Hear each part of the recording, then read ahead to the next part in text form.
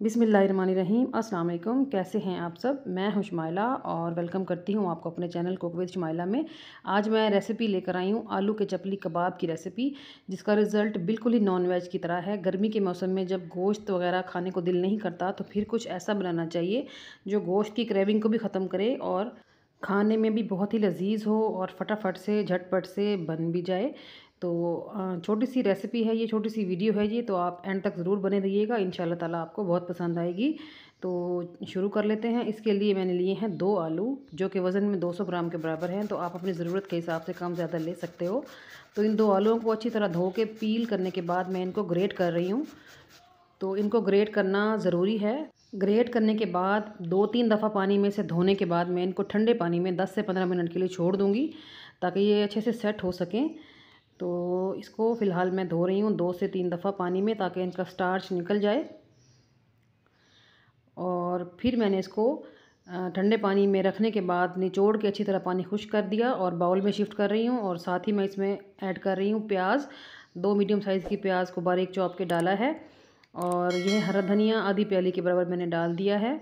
और ये हैं जी हरी मिर्चें, ये 2 से 3 मैंने काटी हैं। ये कुछ मसाले हैं, नमक है, ज़रूरत के हिसाब से डालें। चिली पाउडर है आधा चम्मच है ज़ीरा पाउडर, धनिया मैं क्रश डाल रही हूँ इसमें। और आमचूर का पाउडर है, चाट मसाला है 1 टीस्पून, गरम मसाला है 1 टीस्पून, और साथ ही मैंने थोड़ा सा डाला है फूड कलर।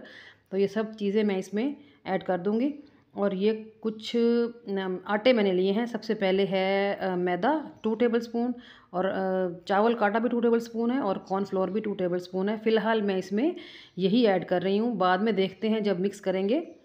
और खटास के लिए मैंने आमचूर का पाउडर भी डाला है, और साथ ही मैं हाफ़ लेमन का जो पीस होता है ना, वो भी निचोड़ दूँगी, तो इनफ रहेगा खट्टा इसमें। तो अब इसको मिक्स कर लेते हैं। पहले मैंने फ़ोर्क से किया, फिर मुझे हाथ से करना पड़ा क्योंकि फ़ोर्क से नहीं हो रहा था। और अगर आपको लगे कि आपका बैटर थोड़ा सा रनी है तो फिर आप इसमें कोई भी आटा डाल दीजिए। चावल का आटा ज़्यादा डाल दें या मैदा डाल दें, कोई भी डाल सकते हैं। तो बस हमारा जो बैटर है वो सिमट गया है। तो अब हम बना लेते हैं चपली कबाब। तो ये देखिए, हाथों को थोड़ा सा ऑयल कर लीजिएगा। तो मैंने ऑयल नहीं किया तो मेरे हाथों को थोड़ा सा स्टिक हो रहा था ये बैटर। तो ऑयल करने के बाद इसको आप बनाएं, चपली कबाब की शेप दें, ऊपर एक टमाटर का स्लाइस रख दें, ये देखिए।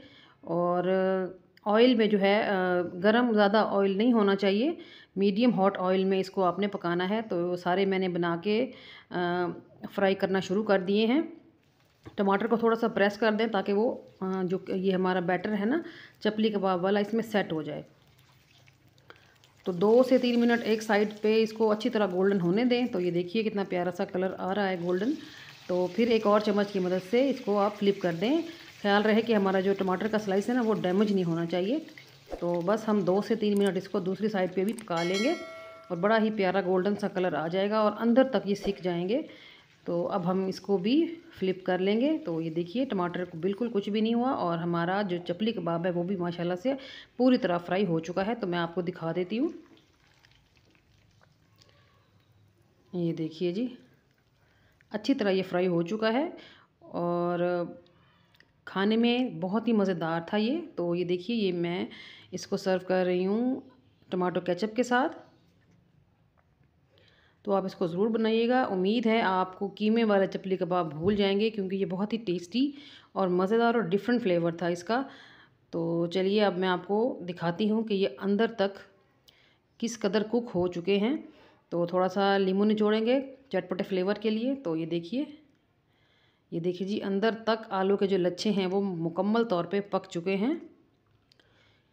ये देखिए जी, बहुत ज़बरदस्त खुशबू है इस टाइम पे, बहुत कमाल के थे ये। तो आई होप आपको मेरी रेसिपी अच्छी लगी होगी। अच्छी लगी है तो वीडियो को ज़रूर लाइक कीजिएगा, चैनल को सब्सक्राइब कर दें, बेल आइकन को प्रेस करके ऑल पे क्लिक कीजिएगा, ताकि मेरी हर नई रेसिपी आपको टाइम पे मिल सके।